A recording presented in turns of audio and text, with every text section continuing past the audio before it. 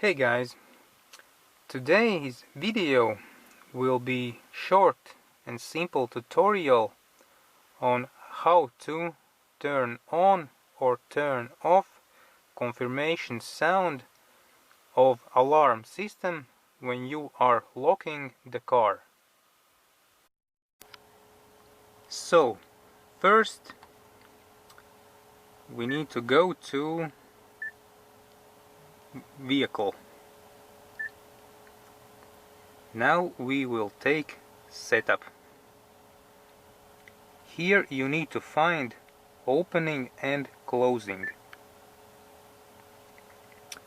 Here at the very bottom you see acoustic confirmation.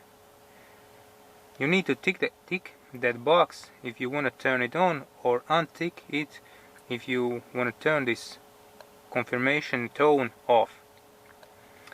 And it's simple as that, as I always say. So thanks for watching, and I will see you in my next videos. Bye.